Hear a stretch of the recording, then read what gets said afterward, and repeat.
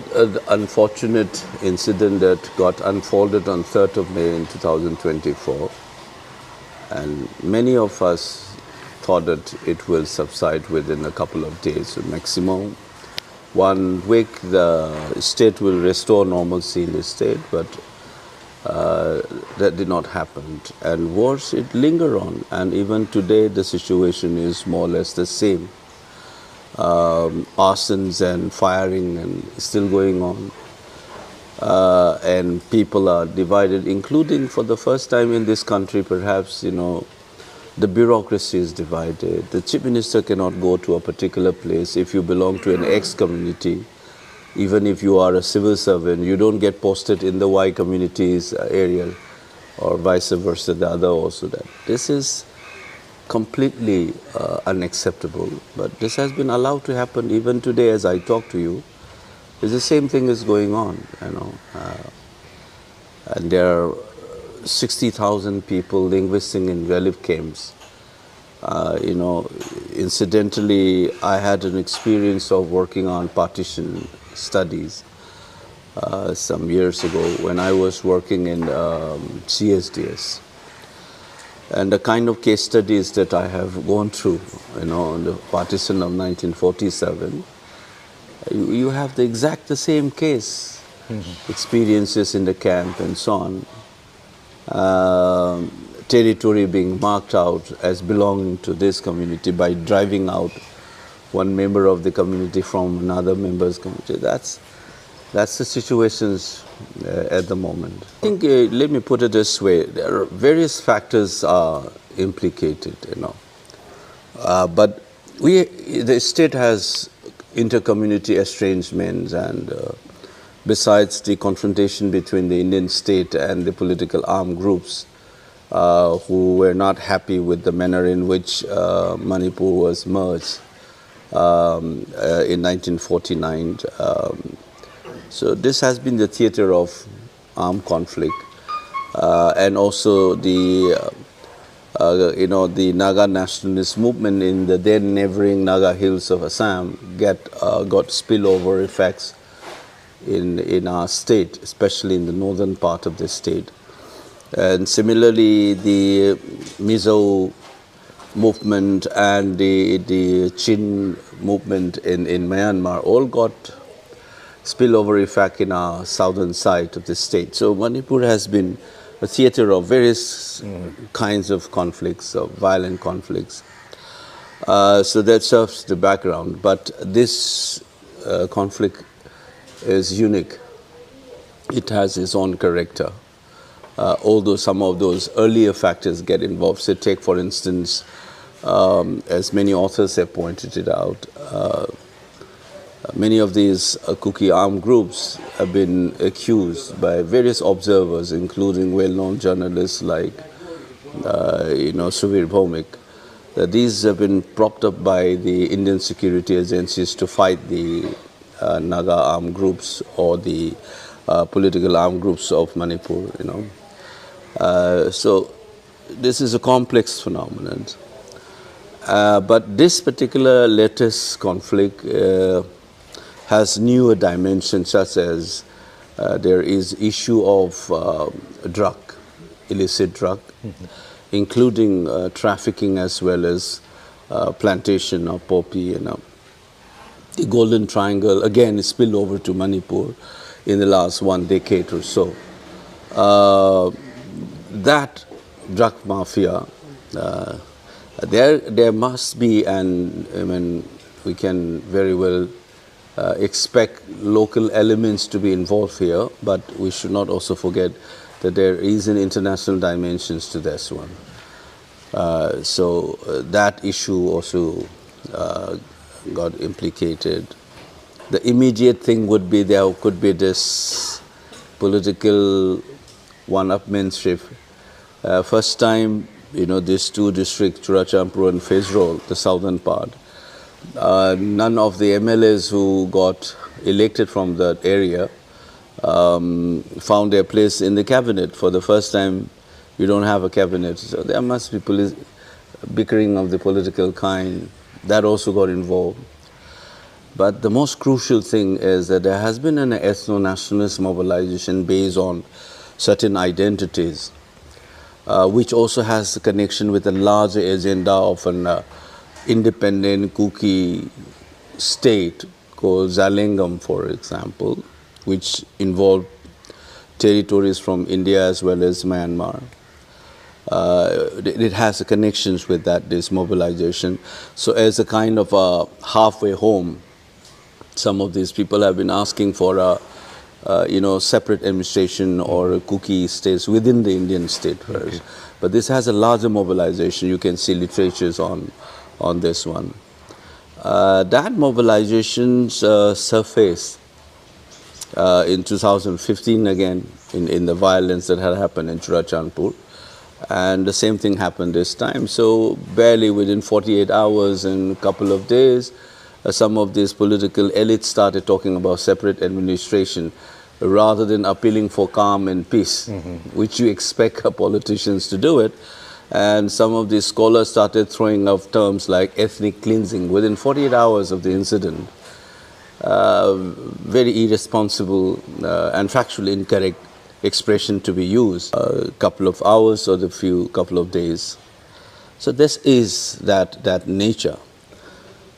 What was the most amazing and disappointing part at the same time is that the Indian state has allowed this thing to happen and linger on. This has never happened in the history of this country. And still, you see, the prime ministers did not visit. When such a massive tragedy, unprecedented in this country, not only in Manipur, 60,000 people, homeless, villages have been wiped out, properties destroyed, more than 200 people killed, bureaucracy splitted. It's a serious constitutional or otherwise crisis. Yet the prime ministers think that he does not need to go there. I'm happy that he came to Kerala to express solidarity. Right. He went to Orissa when the train accident happened, just a month after the violence started in Manipur. He has visited Ukraine, and he's the prime minister of the country, and he thinks, that's why in my parliamentary speech I said, what you are trying to tell us is that you don't matter in this country. You may have Ashok Chakra winner, I mentioned one major, if you remember. He died in Afghanistan, grappling with Al-Qaeda, trying to save Indian there, diplomatic or other staff. Major Jotin, he was awarded Ashok Chakra. Then there is another major way back in 1987 who got Veer Chakra, fighting LTTE in 1987 during IPK, it was peacekeeping force. So all this thing I mentioned in the parliament just to remind the prime minister that what he is doing, call it arrogance or otherwise, it's not going to be good. The kind of feeling that people will have. I wish that the people's response confined to BJP. If it translates into a feeling against the country because he is the prime minister, he is going to give impetus to the armed insurgency all over again. And I think the rest of the country should take this word very seriously. It is unacceptable. If he is the chief minister of Gujarat, I would not have, and anybody would not have asked for this. But since he is the prime minister of the country, he must know that this particular kind of an attitude. Yeah, that's what, this is not a win for me. It's a win for the people who have been told that you don't matter in this country, you are nothing. So that people wanted to say that we are somebody, we are something, and I have to remind the government as well as our parliament that how this country came into being. As a civilizational entity, we may be very old, but as a political community, we are new. As some of the leading scholars in this country said that we were born as a political community only in 1947. And Rahulji aptly described, reminding these people that India is a union of states. We come together, it is coming together to form this political community in a state called India. I had to remind them, that's what I said, Manipur was one entity that came together to constitute the Indian state. And incidentally, Cochin and Travancore was one of those elements which also came together. So this coming together of different entities to constitute India, one should remember that, don't neglect one of these entities. You know, Indiraji had this, you know, that human side and political statesmanship when she said, remember what happened in the then is Pakistan. People have been uprooted and violence, you know, don't expect me to keep quiet and watch. You know, that's a kind of a responsibility as a global leader. And what's happening in Manipur and the way the Prime Minister is doing, he must be told this is not even a global issue, this is part of India. And that's what I've been trying to remind him and his part. So, can you speak about the film Kumbh Hai? Like? You know, all my films deal with political crisis, you know, of layered natures and so on. And in this, I was trying to take, including me as an academic or as a filmmaker, that what we are observing, so we should not think ourselves only as an observer. We are part of the observe. And that's the kind of a relationship. That's why I was juxtaposing Gyaneshwar, the theatre director, and his younger brother Jeevan. Even the name, I deliberately call one as a Gyaneshwar. It's more like an intellect part. Enlightenment. And, you know, who can see and understand things, that kind of an intellect. And Jeevan, his younger brother, signifies life. And his alias, as you can see in the news, he said is Punshiva. You know, that is in Manipuri word for, you know, associated with life.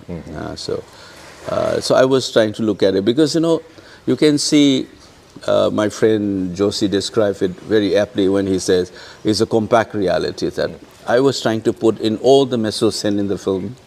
If you, once you experience and then sit down again and watch, even the scroll on the television news will have those contradictions, you know, that protests against APSPA, then International Film Festival doing on Aribam Sham Sharma, CBI inquiry coming in, and some sports stars winning medals in global. That's Manipur. Everything is there as the news was going on, you know, in that sense. Or even when I shoot, when the guy on the bike was going, you can see the crematorium all the time behind. That's a lurking threat to life. As life exists, death is like the other side of that, you know, that's what I constantly trying to remind. So it's always present there. It's always there. That's what in my other film, the feature film, there's the last song which I composed and sung. It also says it's like you are that crab in the you know, what do you call, port. You are like that. Anytime you can be picked up and killed, and in between you also drag down each other. You know, that kind of a metaphor I use in that song in my other film, the feature film 2014. These are the ways where, you know, like the way I write articles in newspaper or academic writing. So film for me is one medium through which I can express using the cinematic language the same reality that I confront and my feelings particularly. In Kumbh Hai, you play, you try to bluff or play with the audience perception around reality and real and unreal. That's what it means. And where in the 2014 film you think you play with the word love. Whereas even there's an element. I love, you know, I quoted Satyajit Ray in the dialogue in this film. You know, what is a documentary film and what is the feature film is very interesting. This sensibility comes to me from theatre. There's a very well-known, I also fortunate to have been associated in my life with him, Kanhai Lal. In his theatre, he tries to break this, you know, the wall between the spectator and the spectacle, the performer and the spectator. In cinema, what we call it, the fourth wall. You try to break it. This idea is very fascinating to me. And in fact, I tried my hand It was a disaster though. NSD, National School of Drama, supported me, and in 2002, I had my first play called Azadi Ki Khamosiya on partition violence of 1947. There also what I did is that the first rioting scene, it was not on the stage. I enacted it outside the theater on both sides as well as in the lobby. Okay. People beating up bamboo and shouting and this religious slogan and kill, kill kind of thing. So I was sitting at the back of the theater and the audience got up, look around thinking that some violence has happened outside the theater, and I make them to run towards the proscenium from the wing side and the enactment starts. I love this idea of breaking the fourth wall, And the same thing in my academic teaching, I kept on reminding my student that our intellectual life, your theories and concept, education should be an active conversation between life and letter. Until and unless you allow your concepts and theories don't have a conversation with your real life experiences, those knowledge will be bogus, it will be shallow. And so I love this idea of real and unreal. So besides the philosophical thing that I shared yesterday during the interactions with the audience, about what is life, who we are, what do you know, what physicists through their cosmology, what is that they know about universe, our existence. Carl Sagan, Voyager's picture I was sharing with them, that dot, These are fascinating things about life, so that's the way I do it. In academics, my political commitment, it comes through. So cinema is another medium through which I use the cinematic language to say and express the same thing. See, this is my 30th or 31st year as a professional academic. I started in Delhi University. When we were students in the 80s, you remember that there was Cold War, Soviet Union was still around. When I was doing PhD, I think Soviet Union started collapsing that time. Early 90, I think 91 it collapsed. At 91, 92, I started teaching in the early 90s. The society and the polity was different. I think few cars you get to see, but to see those days, and the liberalizations, its impact, and multiple airlines, multiple television networks. That was a transformative moment, and we are far more integrated into the global culture and global economy today. So the students' composition have changed that way. There are various layers of transformation is happening. And I think along with that, the purpose of education and what people look at education per se, I think that also is transforming slowly. But what has transformed since the Modi came to power is the overall sense of freedom that as a liberal society and so on. I get the feeling that that has eroded gradually in one form or the other. And that I could sense that being reflected in the campus culture as well. But we should know that there is, beyond the party line, as I was talking about, the socio-economic and political ambience is changing.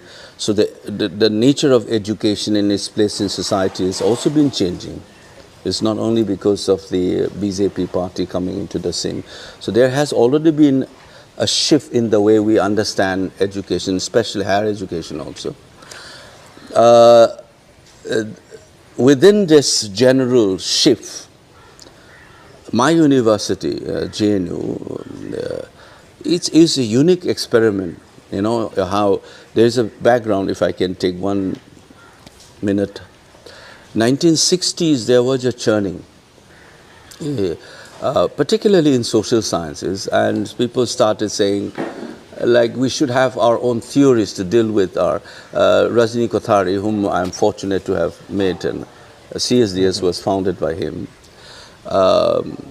Institutions like ICSSR to finance social science research and that kind of a churning in this country, JNU is a reflection of that churning. I mean, I had conversation with Rajni Kothari on this. He has written this in his memoir. I'm fortunate he gave me 2 chapters of his memoir before it was published. He asked me to check it. That time I was in CSS. He was one of the men behind the idea of JNU. In fact, CSDS started before, in 63. So Center for the Study of Developing Society is the name. So it is his signature that in JNU we don't say department. The Department of Sociology, Department of Political Science. We say Center for the Study of Social System is what my center is. Then Center for Political Studies, Center for Historical Studies. This is Kothari's signature. There are no departments, there are centers. So the centers. And it's a study. In JNU is where we are supposed to study and teach the students. And it is a dynamic, continuous process. And it is marked by interdisciplinarity in the sense that, see, I'm a trained psychologist. I ended up teaching sociology, in the last 16 years. Because it's an interface between psychology and sociology called social psychology, and I came in that. So I teach social and political, only in name, but in content, I teach all kinds of papers now in the center. So in CSS, I work more on history and political science. So I have a very checkered, unconventional identity, I barely taught psychology for 5 years out of that 31 years of my life. And I have only checked 1 thesis in psychology. Rest is majorly political science, followed by history, now increasingly sociology in the last 16 years. So JNU has that character. So you will have a sociologist in political science, a sociologist, a very well-known professor, Satish Sabrawal in history, was a sociologist. So you have like this, economics, political science, and supposed to do, now that experiment has faded away. If failure is too strong a word. But my center still has, we have anthropologists, psychologists, in my center. So that was an experiment. And each faculty is free to design the course. So what I do in JNU is that I design the course, I teach, and I evaluate. Unlike other universities, you have a group of teachers setting the question paper, a group of teachers setting the syllabus, and one group of teachers delivering it. It's all centered around teachers. So we're supposed to constantly evolve. We do that. So this year I teach the same paper. I'll bring in some new element in the next semester and sometimes change the It'll keep on reading. evolving. That's the beauty of JNU.